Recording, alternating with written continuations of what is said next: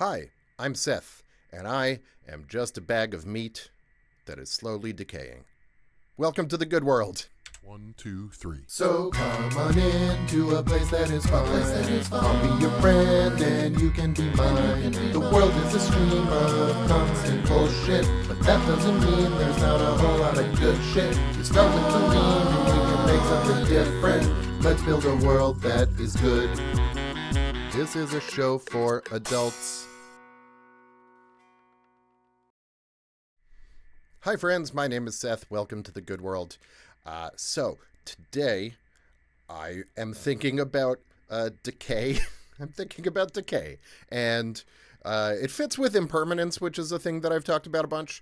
But so I am 42 years old, and a conversation. It's like a hair in my mouth. Conversation. Oh, it's because I went to the barber yesterday. I don't know if you can tell. I think I look actually pretty good with short hair. But the hair got in my beard hair. I am 42 years old. And something, I was talking with some friends the other day. We were out at dinner. One of them it was her birthday. Her name is Liang. She was turning 35. And it was me and Virginia, who is also in her 40s, and Liang. And we were talking about the way that our bodies really have started to, not totally fall apart, but sort of it's like a machine that needs a little grease, right? Like parts have started to stiffen up. Being in my 40s, I'm just noticing that I am past my physical peak. I don't think I am past my other peaks, but physically I'm not in my 20s anymore. And a specific thing that happened to me recently is, so I was driving somewhere. I was driving to choir rehearsal, and I had to run an errand. And so I got out of the car, and I put my left foot down, and I felt this sharp pain in my Achilles tendon. And this is a thing that has happened to me a number of times across, more times than I can count. I broke my ankle in college, so it's left over from that injury more than 20 years ago. But it's still, every so often, I step funny and it just hurts. And I'm like, well, I guess this is going to be the case for the rest of my life. Sometimes I'm going to step a little funny and it's going to really hurt. Not for very long, right? It's not like a permanent situation. It's not like I can't walk for an extended period of time. It's just for 5 to 10 seconds, it really, really hurts and then it goes away. And sometimes it does it again within the next minute. Usually it doesn't. And that is kind of a microcosm of being in your 40s. And I really noticed, I get a lot of podcast ideas, and so this ends up being the space where I just sort of try to play with them. But one idea I had at some point was just, when I was in my 30s, late 30s, I had this idea of like, I should just get together with my friends who are also in their late 30s and talk about the ways that our bodies are just beginning to break down. Right? And it's not like, again, it's not like we're in our 70s or 80s or anything like that. We're not really losing our faculties. It's just like the system just isn't firing the way that it used to when I was younger and could do lots of things and not be tired. When I could miss a night's sleep and still power through the day pretty easily, maybe with some coffee or Adderall, because I have a prescription for that and have since I was in college. A time in my life when at this point, I don't drink very much, but if we go out for dinner and I have like 2 glasses of wine, I don't get drunk, but I'm still hungover the next day. That's bullshit. Like that doesn't seem like it should be the case, but that is life in my 40s. And so I've been thinking about all of these ways. Oh man, I have so many bizarre medical maladies, and it's one of those things where it's like how much do you want to know? How much? I don't mind oversharing on the internet, but a lot of people don't necessarily like hearing about gross body things. I will tell you that when about 10 years ago, I went on Zoloft. I'm now on Prozac. Same class of antidepressants. But when I first went on Zoloft, it was really helpful for a while. And then after about a year, I just noticed this weird thing would happen where Well, it turned out I was lactating. Like just a little bit. Not a lot. But the Zoloft made me lactate. And it turned out it's a side effect that sometimes happens. It's very uncommon. And I talked to my doctor about it, and it was like, it's not really a problem, right? And it was, if you understand sort of the different categories of milk, it was colostrum, which is sort of the first part, and male bodies can produce that. It turns out, particularly my male body when I take Zoloft. So I went off the Zoloft because it wasn't even that was a concern, but it was more like, well, if my body's reacting weirdly to it, then like who knows what other weird things are happening from it. So let's try something else. So now I'm on Prozac. That's fine. Yeah, I had a kidney stone when I was like 36. I am an unusual person in that I really like experiencing different things, even when they're negative. And so having a kidney stone sucked. But current me is glad to have had the experience of once having had a kidney stone. I don't want to do it ever again. But I know what it feels like now. And that is, they say, that is the closest that a male body can come to experiencing the pain of pregnancy. And it was pretty painful. It was a really, really unpleasant experience. I will say I was in London for work at the time because my old job required me to go to London a bunch. And so I was there and I went into a meeting. I got off a plane and went straight into a meeting because flying from DC to London, it's a red eye situation. You get in at like 6 a.m. So I got off the plane. I showered at the airport. They have an arrivals lounge. And then I went straight to my meeting. I don't think I even checked into my hotel. And I started to feel a lot of pain in this meeting. And after the meeting, I was like, I think I need to go back to my hotel room. I really don't feel well. And they were like, okay, go, feel better. And I was walking back and I was like, oh, I wonder if it's a kidney stone. Because both my parents have had kidney stones. So I was like, for my entire life, I have been sort of aware of the possibility that I might someday get kidney stones. And so I'm like walking in London across St. James's Park. And I'm like, what are the symptoms of a kidney stone? Googling. And it's describing them. And I'm like, yeah. And it even, I will say, like the pain was kidney shaped. Like, I don't know how else to describe it except that the pain was in a very clearly defined space where it was like, this area hurts, the area next to it is fine. And it was in my lower back where your kidneys are, and it was kidney shaped, like a kidney bean, right? It was that shape. So I ended up having to go to the ER, or as they call it in the UK, the A&E, accident and emergency. And boy, I will tell you, the National Health System, the NHS in the UK, did a great job of treating my kidney stone. First off, they got me drugged up very, very quickly. I went in, and this very, very handsome, very, very tall, very skinny, muscular nurse came and got me, and he was like, so it says here you think you have a kidney stone. Does your back hurt? And I said, yeah, also my testicles. And he goes, oh, no. I was like, yes, that is how I feel. Thank you. And then he wanted me to do a urine sample. And he's like, well, do you think you can spend a penny or do you need to drink some water first? And that was an expression I didn't know, but I eventually learned spend a penny just means can you pee? So I went and I gave him a urine sample and we're getting into some gross details, but I don't know, skip ahead skip this episode if you don't like graphic human body parts. But so I took the sample and it was like the color of like a dark ale, or like not quite Coca-Cola, but it was like brown. And I bring out the sample to him and he just looks at it and he goes, oh no. And I was like, nurse, you understand what I am feeling. And so he was wonderful. He put me on some pretty strong painkillers right away. And then the next day they admitted me to the hospital overnight so that they could do a procedure in the morning. They couldn't remove the kidney stone. They instead had to put a stent in my body. It was a whole thing. I then flew to Newark Airport from Heathrow with a stent in my body and a kidney stone to go to a friend's wedding. That sound means it's time for me to take a quick break, and we'll be right back. Please like and subscribe. Please like and subscribe. Please like and subscribe. Please like and subscribe. Please like and subscribe. Yes, friends, this is your regularly scheduled reminder to please hit the like button, hit the subscribe button, leave a comment, and share it with your friends. Anything you want to do to help me get the word out about this channel. You can go to goodworld.love if you want to sponsor me or buy any merch. You can get this shirt, which has different versions of my face. My wife, Susie, was recently talking about the fact that I really enjoy products with my face on them, and I hadn't really thought about that before, but it is true.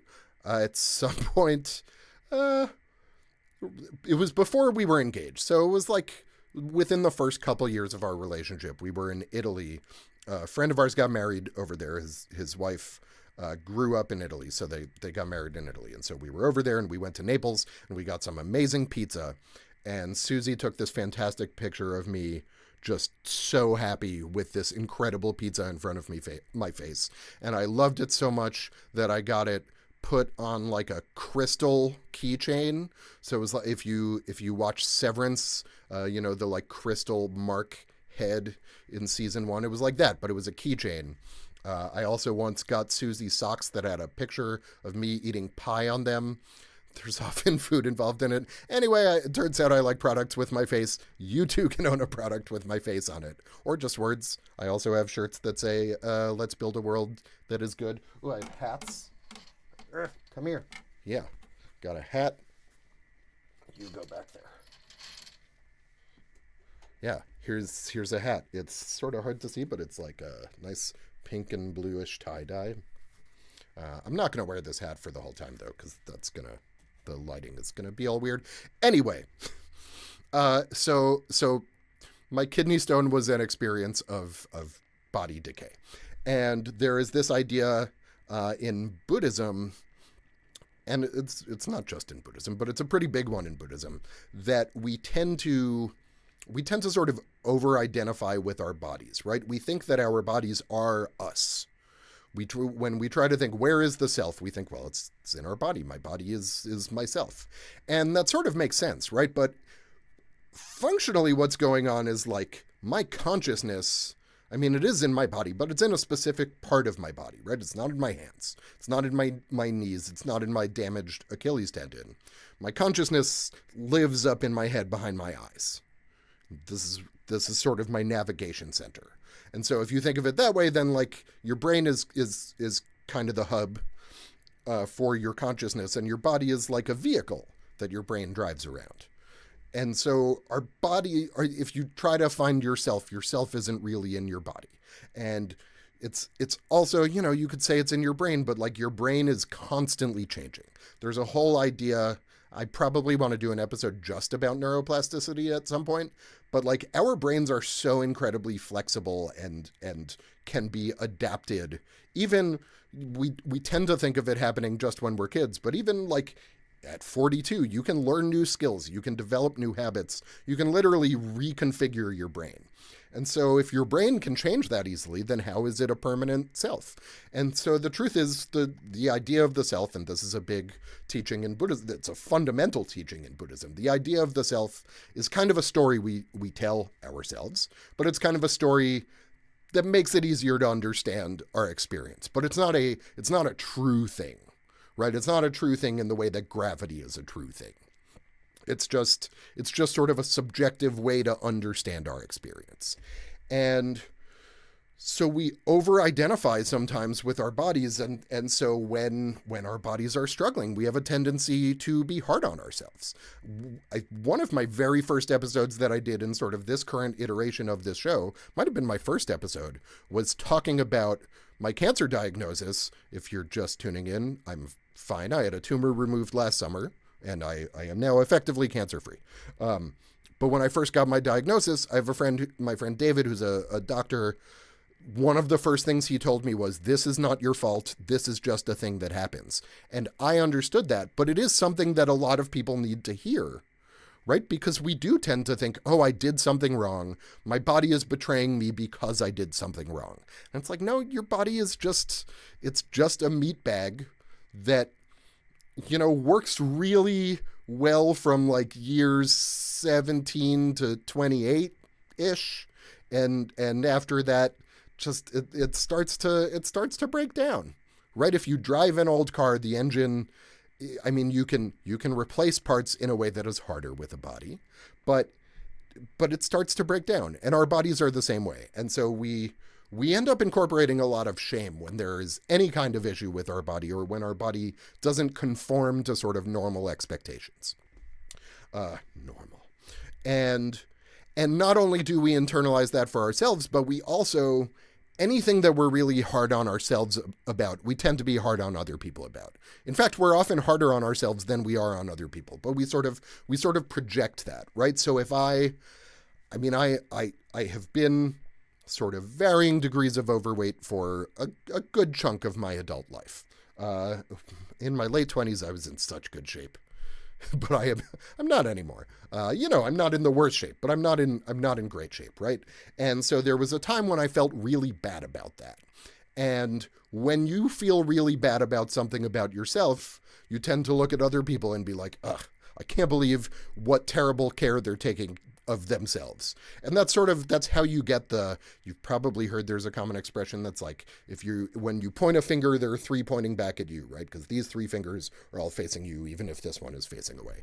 And it is often the case, it's not always the case, but it is often the thing that we are most aggressive towards other people about, the kinds of norm violations, I'll call them. We sort of perceive them as bad behavior, but often they're just people behaving differently, right? Like, oh no, someone is being different, and our brain is like, no, we can't have someone being different. But often the thing that we're accusing them of is something that we don't like about ourselves, or we fear about ourselves. And so you get that with all kinds of things. And a topic that I talk about a fair amount on here is masculinity. And I think there is a tendency out there to accuse people of not being manly enough. And there is a tendency to police gender roles, right? And to sort of look at people who don't conform to normal expectations of gender, like gender, this is what a man is supposed to do, and this is what a woman is supposed to do. And never mind the fact that cultures all over the world have had much broader ideas of gender for all of human history, even if most of Europe, which eventually colonized the Americas, where I live, has not. These ideas have been around for a very long time. But we rigidly enforce them sometimes. Some of us rigidly enforce them, mostly when we are feeling insecure about ourselves, right? If I am policing someone else's masculinity, it is usually because I don't feel great about my own masculinity. And I am policing myself so hard and telling myself, I have to do this. I have to, hit my microphone. I have to do this. I have to be tough. I have to be harsh. I have to be cruel. I can't show emotion. I can't show affection. I can't show tenderness, right? If we approach our own masculinity with those feelings, and then we look at someone else having feelings, being tender, crying, we find it disgusting because we're like, I'm doing all of this work and you're not doing any of it? What's wrong with you? And we say what's wrong with you, but usually what's actually going on is they feel comfortable with themselves, and we don't feel comfortable with ourselves. We've sort of over-identified with who we think we're supposed to be, instead of taking time to figure out who we actually are. And it's complicated. Figuring out who we are is complicated. It takes, honestly, so Gandhi had this idea of his autobiography title is My Experiments with Truth.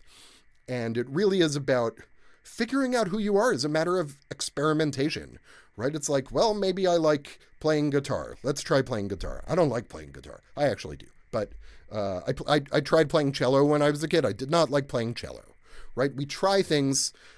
I try running. Running is not the exercise for me. I hate running, right? We try things. We have to try and then figure out, okay, this works for me or this doesn't work for me. And when we feel the need to conform so deeply to societal expectations for ourselves, that we have internalized expectations that we have started to put on ourselves, then we don't even feel safe to experiment. And I think something that is honestly incredibly impressive about people who are trans, people who are non-binary, people who are not conforming to gender norms in whatever way, is the fact that we live in a society that tells them that they are not safe, right? That threatens them for trying to do this experimentation. And they're choosing to do it anyway because it feels true to them. And something that took me a while to get to, like, I have to admit, I have a number of trans friends at this point. When I was younger, I was like, that feels weird, right? I didn't get it, and I didn't understand why I was supposed to get it and why I was supposed to accept it. And now I'm at a point where I'm like, you know what? It actually doesn't matter if I get it.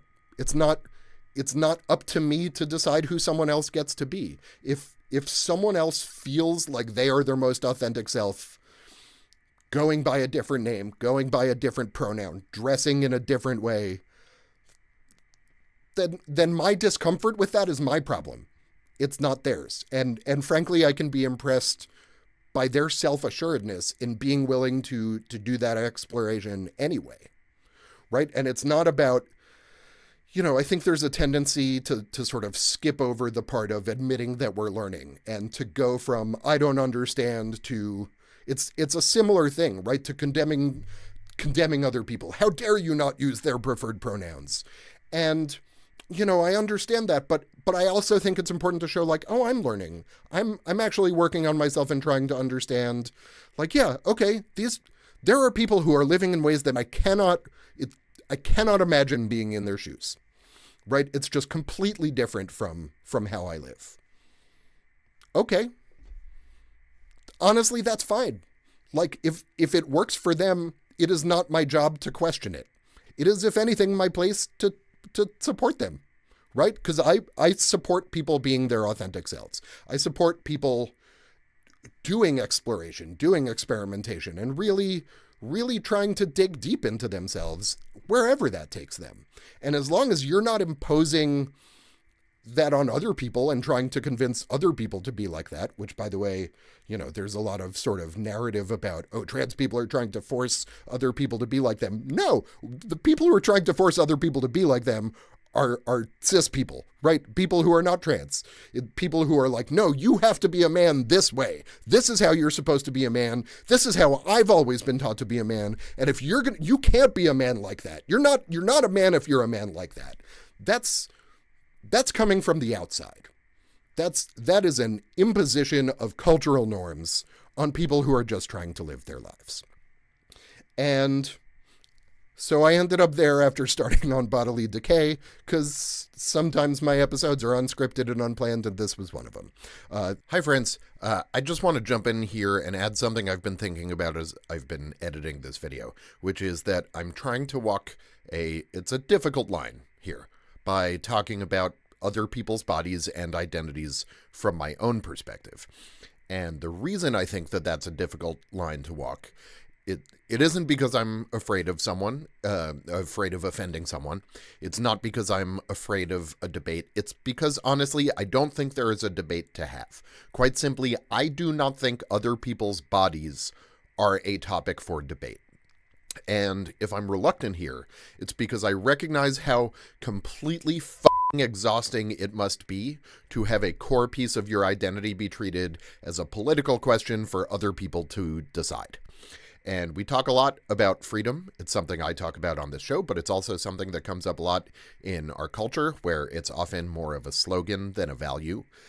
But there is no freedom more fundamental than bodily autonomy.